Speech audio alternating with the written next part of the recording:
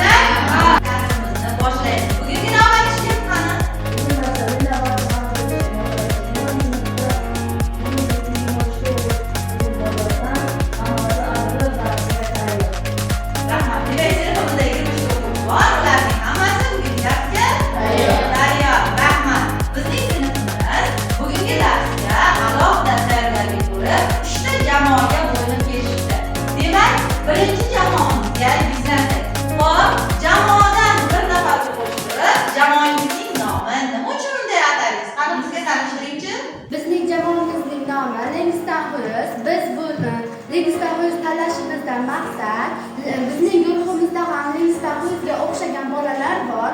Lengistahuz juda ham aqlli bo'lgan. Javobsiz. Men Lengistahuz 1902-yilda AQSh adabiyotini yuzaga kelgan vakili, shoir, yozuvchi, dramaturgman. Men AQSh adabiyotini Missuri shtatida qoratanlilar orasida tug'ilganman. Maktabda o'quv yillarida she'rlar va hikoyalar yoza boshladim. Maktab gazetasini nashr etishda faol qatnashdim. O'rta maktabga bo'lgach, Kolumbiya universitetiga o'qishga kirdim. Rahmat, joyimizni egallaymiz. Ikkinchi guruhimizga yuzlanamiz. Xo'p.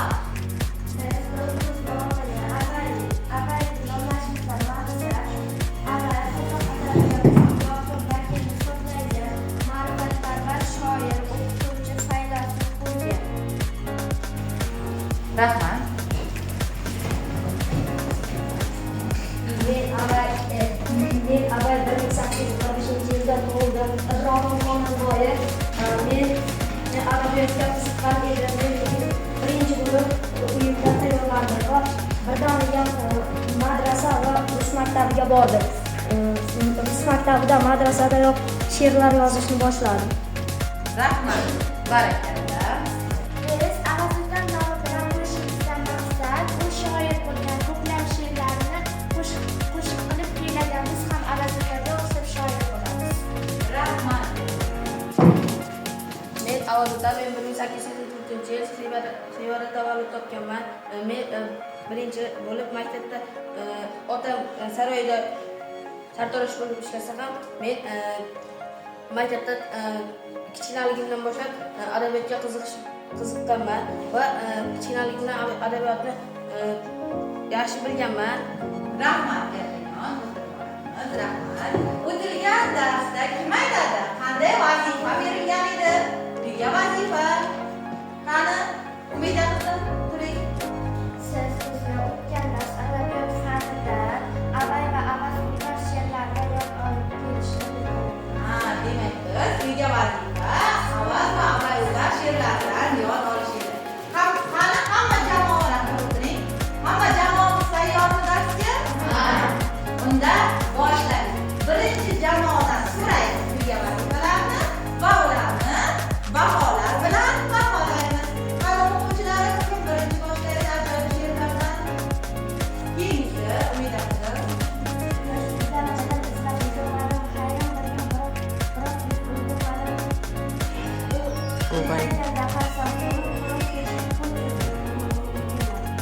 Rahmat, barakalla. Sizga ish beramiz. Keyingi o'quvchimiz. Madrasaga berdim adab uchun, bilim, ma'naviy mansab uchun. O'zim ham yuksalganman, topdim ayb bo'lmas orzu uchun talabim. Rahmat. Demak, bizning Abay nomli guruhimiz uyga vazifani yaxshi tayyorlab kelishdi. Ana endi navbat Avazillar guruhiga. Qani kim Avazillar guruhidan? Har tilda bir endi bari odamijondir. Til vositay robitay olamiyondir. G'ayri tilini soy qiling bilgan yoshlar, kim ilm o'qinarman divanga oldin alam.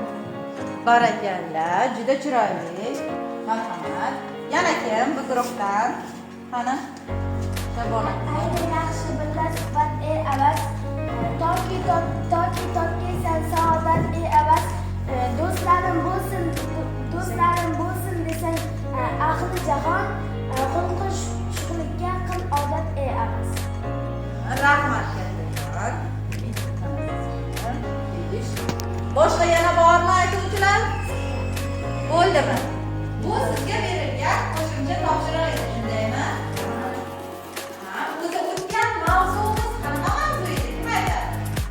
Biz o'tgan darsda adabiyot darsida Lingvistan Xuyuzning Rahmat sizga xonim hikoyasi bilan tanishgan edik. Rahmat, o'tiring. Hikoya bilan tanishib, asal hikoyani nima qilgan edik? O'qib chiqqan edik. Qani qaysi jamoa bizga hikoyani sahna ko'rinishi qilib, chiroyli qilib bizga eslatib qo'yadi? O'tilgan mavzularni takrorlash uchun yana bir tarbiya o'yinini o'ynaydi. Tarbiya o'yinidan bittadan har bir jamoalar o'qib chiqadi va tanlaydi. Uning ichida bittadan savol bor. O'tilgan mavzular bo'yicha. Biz mana shu savollarga javob beramiz va shu tariqa mavzularni yanada nima qilamiz? Mustahkamlab olamiz. Qani, keling. Biz Abay komandasidan keling, natija qildim. Keling, jamoalarimiz. Bir qator turamiz. Hop, mana bu uchta kartalar.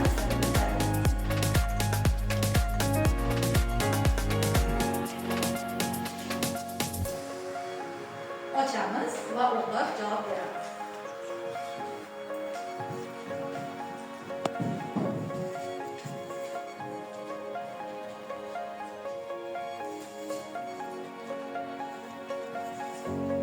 Tayyormizmi? Kim tayyor? Marhamat. O'qing savol. Odil Yoqubovning yaxshilik hikoyasida qahramon nima uchun yangasidan tarsatildi? Chunki uning tog'asi armiyaga ketgan bo'ladi va u urushga ketgan bo'ladi. Unga qora xat kelganini o'sha bola qora xat kelganini bilmaydi va yangasiga xabar keldi, xat keldi deydi. o'rniga qarasa u qora xat bo'ladi. Shuning uchun yangasidan tarsaki. Rahmat. To'g'rimi o'quvchilar? Bunday bo'lsa qani to'g'riligini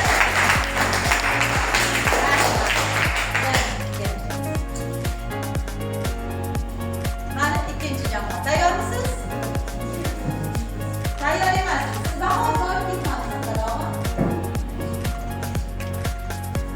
Hop, savolni o'qiymiz. Abdulla Qahhorning hikoyasi dunyoning zo'r bilan kurashadigan qahramon kim edi? Javob bera olasizmi? Esingizda yo'qmi? Eslab ko'ramiz. Abay jamoasi Abdulla Qahhorning o'g'li hikoyasida duoning zo'ri bilan qulf ochadigan deb tasvirlangan qahramon kim? Lekin bahosi endi 5 bo'lmaydi, 4 bo'ladi, chunki chiqqan o'rtog'ingiz javob bera olmadi. Qaniki Shohjahon? Adayimxon. Adayimxon. To'g'rimi? Mana endi sizga 4 bahoni beraman. Chunki nima uchunligini o'zingiz bilasiz. Mana 3-jamoani o'qiymiz. G'afur G'ulomning Shumbola qissasida bola boyni aldash uchun birinchi qaysi hikoyadan boshlaydi? Biz bilamiz, Shumbola hikoyasi juda ham mashhur. Hatto kino filmlarini ko'rganmiz, shundaymi? Ajoyib asar. Eslaymiz, bu boyni oldiga borib aldashni boshlaydi, ha, Shumbola. Juda ham qiziqarli va kulgili jarayon, ha? O'shanda qaysi hikoyadan boshlanadi?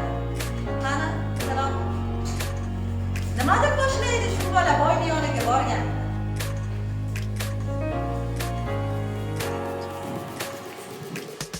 Qani, javob bera olmadi ikkinchi jamoamiz ham. Jamoa a'zolaridan bormi?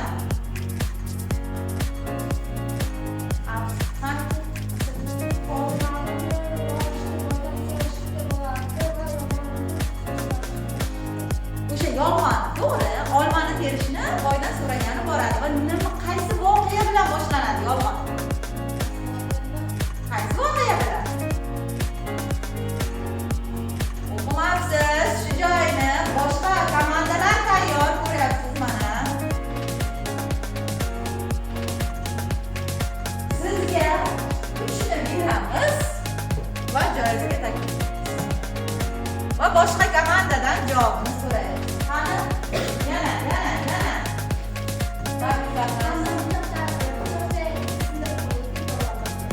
Rahmat. Pichoqning sinishidan boshlanadi. Qanday hisobli pichoq deydi? Nima degani u? Fil suyagidan yasalgan pichoq. Rahmat. Fil suyagidan yasalgan pichoq. Silib qoldi. Undan keyin boy nima qiladi? Davom etadi, "Indan keyin" deb so'rashni. O'tiring, rahmat. Esga oldingmi o'tilgan mavzularni hurmat? Kattakon, rahmat. Ana endi daftarimizni ochamiz va bugungi yangi mavzumizni birgalikda o'qiymiz. Bugungi yangi mavzuyimiz Lesson News. Rahmat, sizga xonim hikoyasi muhokama qilamiz bosqichi. Ya'ni bugun muhokama qilamiz bosqichini siz bilan birga qilamiz. Ishlaymiz. O'tgan darsda hozirgina sinfdoshlaringiz nima qilyapti? Hikoyani sahna ko'rinishi qilib qo'yib berishgan.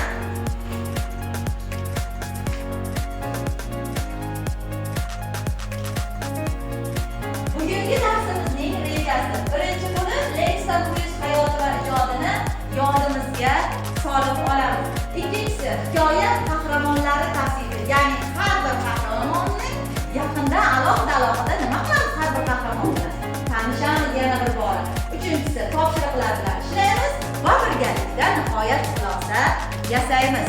Tayyormisiz? Xo'p, qaraymiz unda ekranga. Bu kim? Langston Hughes. Langston Hughesning hayoti va ijodi haqida nima qilganmiz siz bilan o'tgan darsda tanishganmiz. Qaysi yurtda tug'ilgan ekan, qaysi davlatda kim aytadi? Eslab olamiz. Xo'p, Zuhriddin o'g'lim Suriya shtatida Qora tanlilar oilasida tug'ilgan. Xo'p, rahmat. Kattakon, o'tirib olamiz. Maktabda, universitetda, qayerlarda o'qigan ekan? Qani?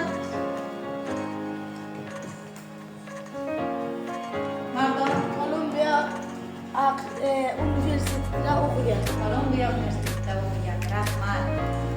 Leviston Hyusning hayotida shunday bir og'ir nima bor edi? O'kinch bor edi. Ya'ni qayerga borsa u nimalarga uchrardi? Ta'qiblarga uchrardi. Nima uchun? Qora tanlilar nima qilishgan?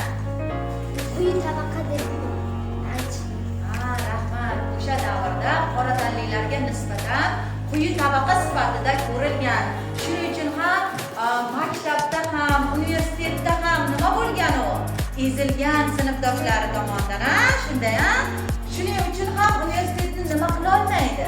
Tugata olmaydi. Rahmat, o'tiring. Leviston Hyus hayotiga yuzlanadigan bo'lsak, unda Leviston Hyusda adabiyotga bo'lgan, hikoyalanishlikka bo'lgan ishtiyoqni kim olayapti uning qalbiga? Kim aytadi? Nafisa, Dilsina qizim. O'zi. Nimalar aytib beradi? Hikoyalar aytib beradi. Rahmat. Demak, u yoshligidan ko'proq o'zi bilan bo'lib, Leviston Hyusning yuragida adabiyotga bo'lgan ishtiyoq paydo bo'ldi. Xo'p, Leviston Hyus bir gapni aytgan, men dunyo kezdim. Qayerlarda bo'ldi? Ko'p davlatlarda bo'ldi. Nechanchi yil O'zbekistonga tashrif buyurdi? 1930-yil O'zbekistonga tashrif buyurdi. Va o'zlarining asarlaridan namunalar bizga sovg'a qilib ketdilar. Rahmat. O'tiring. Ana endi qaraymiz. Bu qaysi hikoya? Hozirgina Shabona qizim bilan Shohjahon nima qilib berishdi, ko'rsatib berishdi. Ayol rasmi va bolakayning obrazi. Bu hikoyani biz o'rganishda oyoq kiyim orzusi oyoqlaringizni yomon yo'lga boshlamasin. Bu gapni qanday tushundingiz? Mana kim qanday tushungan? Oyoq kiyim orzusi. Xo'sh, nima deb o'ylaysiz? Nima demoqchi bu gap bilan? Qo'rqmang. Qani, endi Oyoq kiyimni olaman deb boshqa uydanmi, boshqa joydanmi pulni o'g'irlamaslik. O'g'irlamaslikni aytgan. Rahmat. Yana kim qanday fikr bildiradi? Qani, o'quvchilar gapirish kerak ochiq darsda. U oyoq kiyim olish uchun ayolning sumkasini o'g'irladi va u yana boshqa narsa olish uchun yoki biror narsa o'g'irlamasligi.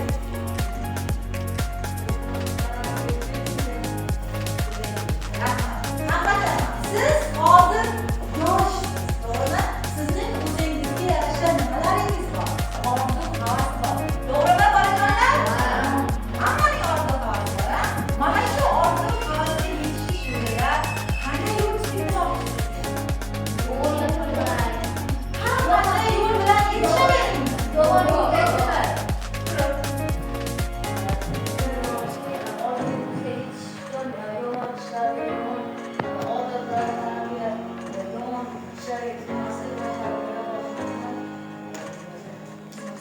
tarbiyani bizmas degan, tarbiyali inson bo'lib faqat to'g'ri yo'ldan boribgina o'z orzu maqsadlarimizga nima qilish? Erishish. Rahmat. Ana endi guruhlarda birga ishlaymiz. Daftarni olamiz. Buni hozir o'tkazib turaman. Siz daftaringizga o'zi ikkita qahramonimiz bor, xonim va bolakay. Siz daftarni bo'lasiz va xonimning hislatlarini, bolakayning xarakterini nima qilasiz? Yozasiz. Qani, qaysi guruh?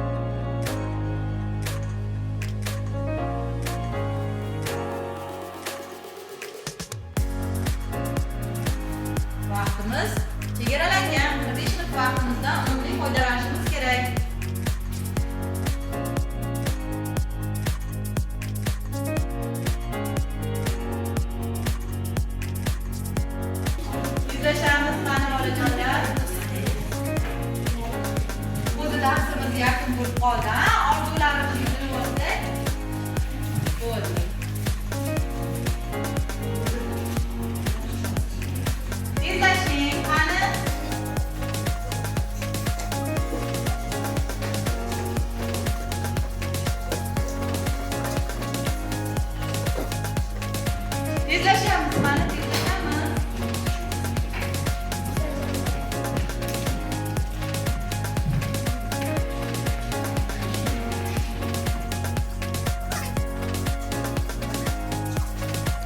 Yaxshi yozamiz, yaxshi. Mayli, yoting. Demak, mana sizlar bilan aziz o'quvchilar, biz orzularimiz peshtaxtasini yozdik, to'g'rimi? Demak, har kuni darsga kelganimizda ma'lum bir vazifani, topshiriqni bajarishimiz kerak bo'lganda, ana shu orzuga qaraymiz va men shunday orzuyim bor, mana shu orzuga yetishish uchun yaxshi o'qishim kerak degan maqsadni o'zimizning oldimizga qo'yib, har bir fandan a'lo o'qishga nima qilamiz?